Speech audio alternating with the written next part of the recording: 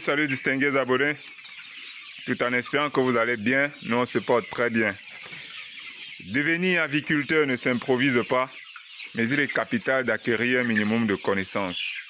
Si vous êtes nouveau sur la chaîne, ici nous parlons agriculture, nous parlons apiculture, nous parlons élevage, nous parlons agro-pastoral, nous parlons myciculture. Nous donnons toutes les astuces qui vont vous permettre de réussir dans vos différents projets agro-silvo-pastoral.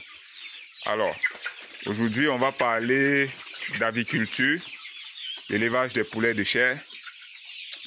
Donc, si vous êtes nouveau sur la chaîne, n'hésitez pas de vous abonner, de commenter, de partager, de liker la vidéo en cours. Comme je le disais, on va parler aviculture aujourd'hui. Vous le savez, l'élevage des poulets de chair, c'est un élevage assez délicat, mais hautement rentable. Lorsqu'on maîtrise les différentes techniques, lorsqu'on sait anticiper sur les maladies qui peuvent attaquer les poulets de chair. Vous le savez également, lorsque vous êtes négligent, vous pouvez risquer de perdre tous vos poulets de chair. Alors aujourd'hui, on va parler plus spécifiquement de la coccidiose. Vous le savez, la coccidiose, c'est une maladie qui attaque les poulets de chair lorsqu'ils sont encore tout petits. Et la question ici, c'est comment est-ce que ça se manifeste? Comment savoir que ces poulets de chair sont malades de coccidiose et comment vaincre la coccidiose? Alors pour cela, nous avons notre grand ami, notre grand frère, M. Ambé, qui est le responsable de ce petit cheptel. Il va nous dire comment est-ce qu'on observe que les poulets de chair sont malades de coccidiose. Monsieur Ambé, on vous écoute. Voilà, bonjour. Alors, Bonjour. ouais. Premier signe de la coccidiose, lorsque ça ne se manifeste pas encore par les morts, il faut regarder la grosseur des pattes. Oui. Parce que c'est une maladie qui se cache sur les os, particulièrement sur la patte, de poulet. Oui. Vous allez constater que les pattes sont chétives, sont minces. C'est comme si les pattes avaient deux étages. Oui. Et lorsque c'est le cas, commencez déjà à donner les médicaments. Et de deux, si ce n'est pas le cas des pattes, c'est le cas de la diarrhée. Regardez par exemple ici, voici une manifestation de la coccidiose. Ici, dans cette ferme, il y a de la coccidiose qui circule déjà par rapport à ceci. Oui, voilà, la technique, on peut faire comme ça pour couvrir juste un peu. Avec la scie de copeaux. Voilà. Oui. Et de toi, c'est pas la diarrhée blanche. La diarrhée blanche. Ici, c'est marron, mais au cas chronique, c'est déjà blanche. Et à l'heure là, vous allez commencer à compter les morts, les décès. Ok. Donc lorsque c'est déjà la diarrhée blanche, c'est déjà un stade assez grave. C'est grave, vous allez commencer à compter, ramasser les cadavres un par un. Ok. Et le plus grave dans ça, c'est que ça peut amener à la paralysie des poulets. Ah ouais, vu que ça se manifeste sur les jambes, voilà. Elle n'arrive plus à se mouvoir, à se déplacer. Voilà, si donc dans ta ferme tu ramasses des poussins ou bien des poulets qui sont paralysés, sache qu'il y a une coccidiose qui a duré dans ce poulet et qui n'a pas été traité. Oui. Et à l'heure de la paralysie, lorsque c'est arrivé la paralysie, il n'y a plus rien à faire. Alors là, c'est grave. Donc là, on pleure seulement son argent et on se dit qu'on a été négligent. On a été négligent et c'est très dangereux. Ouais. Voilà. Donc, et pour les vaincre la coccidiose, il y a un produit super, très bon, parce qu'il y en a plusieurs. Avant d'arriver à la solution, essayons d'identifier un poulet qui est atteint de coccidiose qu'on peut observer sur les pattes pour que nos téléspectateurs puissent facilement l'identifier. On a d'abord vu ça sur un tout à l'heure. Tout à l'heure, c'est lui que je cherche, parce que c'est bon, la coccidiose, le cas là est un peu rare maintenant dans la salle, mais il y en a quelques-uns.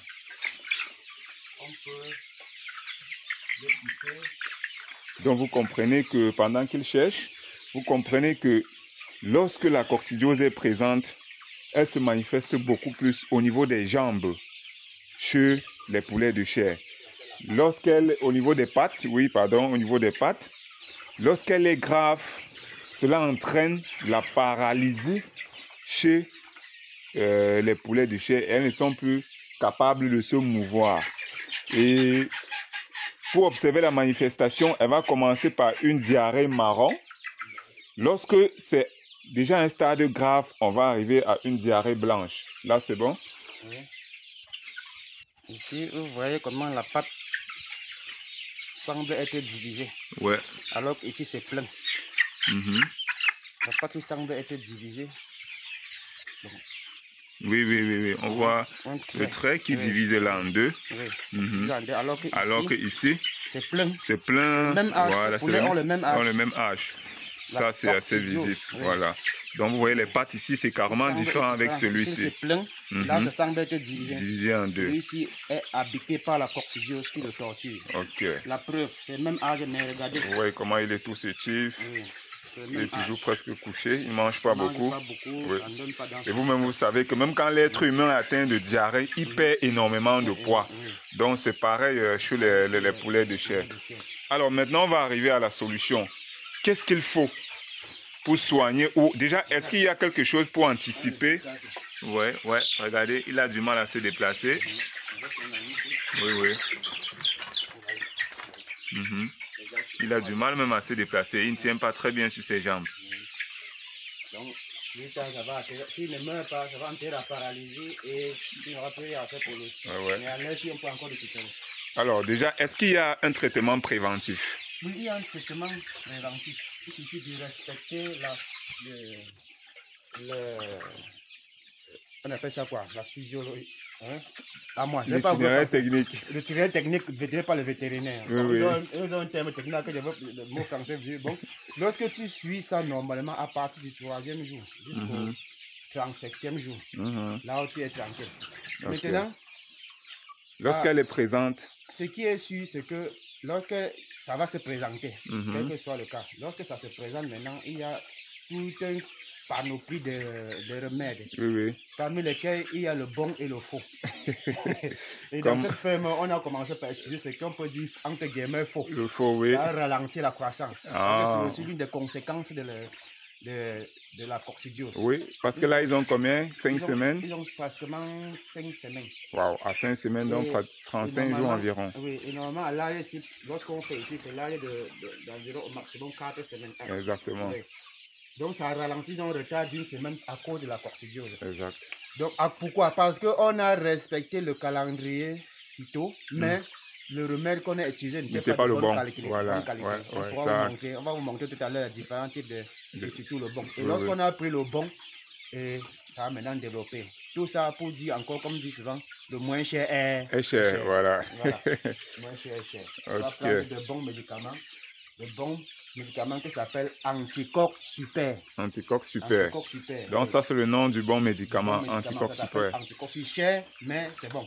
Et on rappelle bien sûr que ça c'est son expérience à lui, parce que vous savez, l'élevage des poulets de chair, chacun a sa formule pour l'alimentation, sa formule pour les traitements et tout.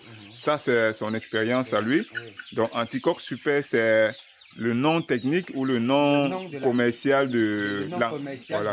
contre la coccidiose qu'il utilise et qui est assez efficace. Et l'autre que vous avez utilisé, ça ne marchait pas, c'était quoi? C'est écrit, pour vous montrer là-bas, sur la boîte à pharmacie. Oui. Alors, je vais dans la boîte à pharmacie de ceci. Ils aiment s'amuser, hein? Ils passent le temps à me picorer les pieds là.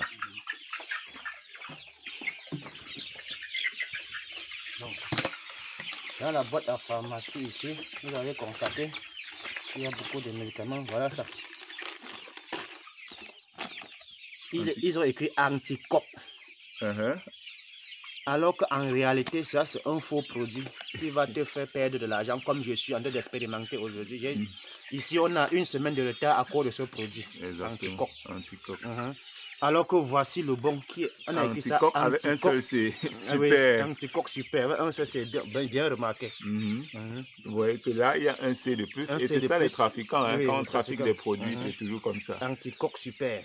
Soit vous vous perdez dans les mots. Une seule lettre pour tout changer. Vous serez choqué et confirmé ce que je dis, c'est que ça c'est le moins bon et ça c'est le bon. Par exemple, regardez l'élément essentiel qui bagarre contre l'Anticoq Super.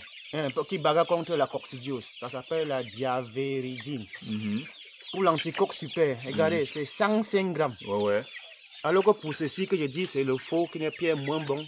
Voici le même qui est appelé diavédine, qui est à 80 grammes. Ah, donc il y a une différence de 25 grammes. Entre 105 grammes et 80 grammes. 25 grammes, c'est énorme. Non, pas seulement.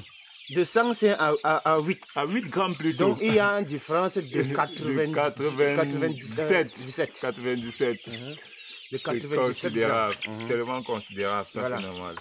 Et ici, l'élément qui accompagne le sulfarédine solide, 860 grammes. Oui, Ici, oui. c'est 65 grammes. Oh là là. Donc pratiquement 800 ça veut dire que ce fois le produit, plus. ça n'a aucune valeur. L'autre, si on va vous mettre dans les yeux, comme on a mis chez moi, on va dire c'est moins cher, ça travaille. Jusqu'à ce que tu découvres qu'il y a un élément, l'élément essentiel est en déséphasage. Vous allez vous en sortir. Donc, Anticorps Super est le mieux conseillé pour tout. Ok. Pour les débutants, ne tombez pas des mêmes pièges parce que les anciens connaissent déjà. Moi, Voilà. j'ai ancien. Donc, on vous rappelle que M. Ambé, ce n'est pas un expert de l'élevage, ce n'est pas sa formation de base, quoi. Voilà. Donc, comme tout bon Camerounais, tout bon Africain, il a dit qu'il n'allait pas rester à la maison, discuter que le pays va mal et tout. Avec un peu de capital, il se lance et il apprend sur le tas avec les quelques conseils qu'il reçoit par-ci et là. Vous savez que même l'échec, c'est toujours un résultat parce que ça permet de s'améliorer. Voilà. S'il n'avait pas déjà fait cet échec-là qui bien sûr ont un impact sur ses revenus, cela n'aura pas permis qu'on puisse vous conseiller de la sorte. Donc, sachez que chaque conseil qu'on va vous donner ici, c'est déjà des choses qu'on a expérimentées, que certains ont expérimenté, qu'ils ont d'abord échoué ou qu'ils ont réussi. C'est ça qu'on vous conseille pour que vous aussi, vous ne tombez pas dans les mêmes erreurs. Donc, une fois de plus, abonnez-vous à la chaîne